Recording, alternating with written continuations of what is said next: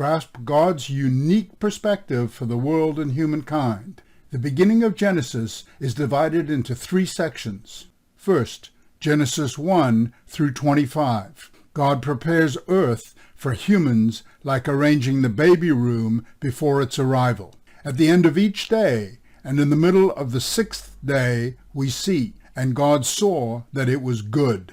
Second section, Genesis 1, 26 through 31. Humans created in God's own image. We see it was very good. And third, Genesis 2, verses 1 through 3.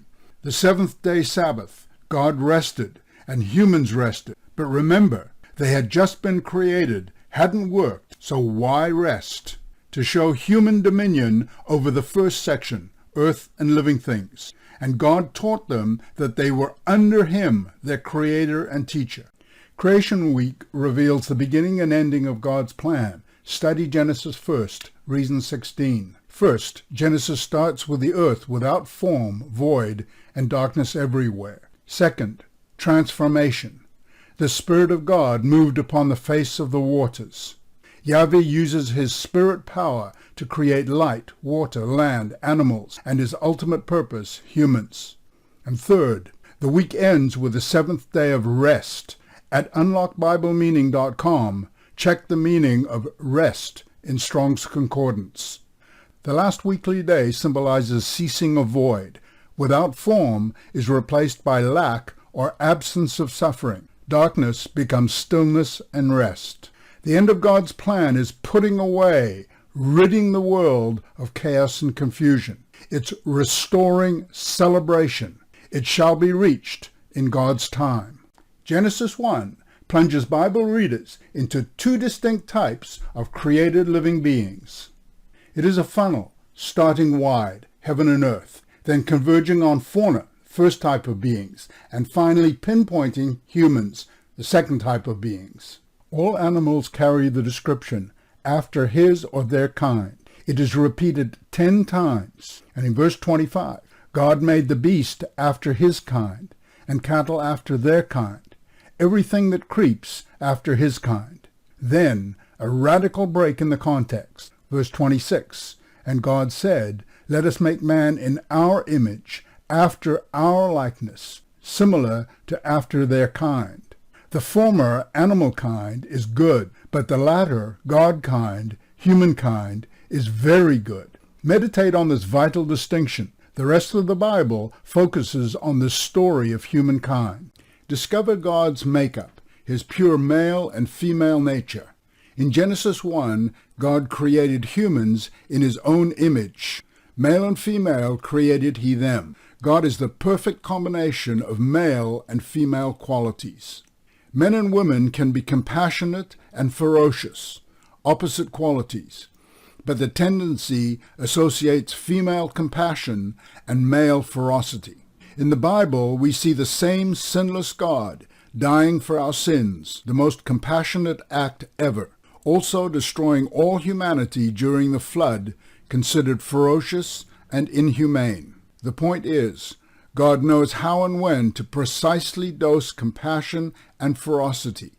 We humans, in his image, male and female, must learn the balanced mastery of both. That's the reason a male and female couple complete each other. Genesis reveals the key spiritual characters of the Bible story. Let's get it right. We must coherently answer the following questions. Why is God, Elohim, in the 7-day creation week solely mentioned 34 times in Genesis 1 and 2? Why does the plural Elohim always take a singular verb? Why is our, plural, image likeness used twice in Genesis 1 verse 26? Why is Yahweh Elohim solely used 11 times in the narrative of the creation of the man and woman in Genesis 2? Some theologians say there are 2 authors for Genesis 1 and 2, but all scripture is given by inspiration of God, 2 Timothy 3. Genesis gives clues to the answer. Be fruitful and multiply, plural. Man and woman shall be one flesh, singular. Genesis reveals the extreme contrast of human composition. Genesis 2 verse 7, the Lord God formed man from the dust of the ground and blew into his nostrils the breath of life. First, dust, the lowliest material on earth, useless waste. Second, breath, in Hebrew, neshama. Job 33, the breath, neshama, of the Almighty, a spiritual element, has given me life. God transferred an integral part of himself, his own spirit, his neshama, to each human. Humans are a combination of dust, the lowest of low, and neshama, the highest of high. We should study Genesis first to understand our composition and why. Neshama is vital to fulfill the mission God gives us on earth. The vicious villain, the ugly third character in the Bible story. Study Genesis first. It introduces good God, bad dust humans, and the ugly serpent. Revelation 12:9 reveals the essential details. And the great dragon, that old serpent called the devil and Satan, which deceives the whole world, was cast out into the earth. Note the names of this indignant character, dragon, devil, and Satan. Study the meanings at unlockbiblemeaning.com. It deceives not the minority nor the majority, but the whole world. In Genesis 1, without form, void, and darkness, describe the serpent and the result of its wicked work.